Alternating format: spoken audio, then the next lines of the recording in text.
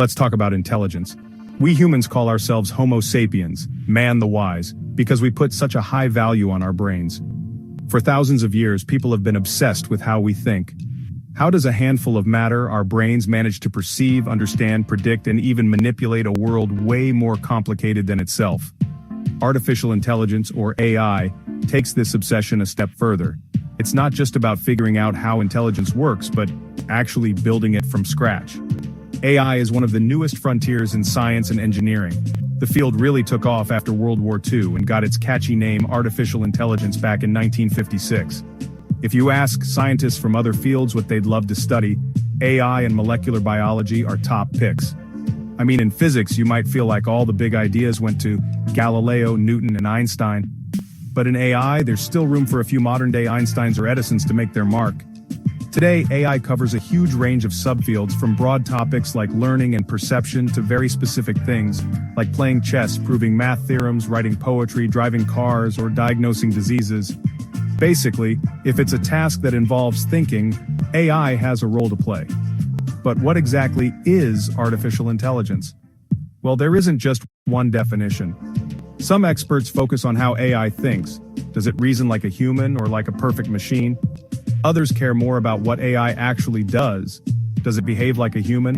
Or does it act rationally, doing the right thing with the info it has? Historically, all these approaches have been explored. Some researchers focus on mimicking human thought and behavior, almost like psychologists with computers. Others approach it like mathematicians or engineers, aiming for ideal, rational behavior. These groups have sometimes disagreed, but they've also learned a lot from each other.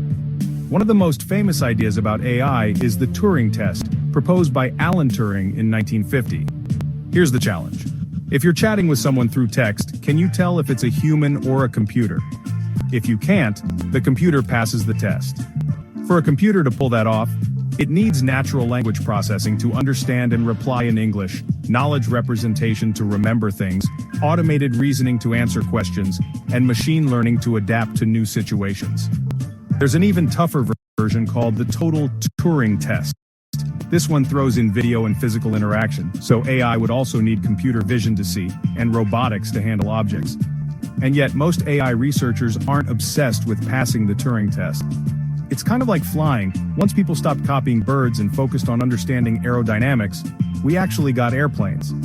The real goal in AI is to understand and build intelligence, not just to mimic people. So, while there are lots of ways to define artificial intelligence, at its core, it's about creating systems that can think and act intelligently, sometimes like us, sometimes better.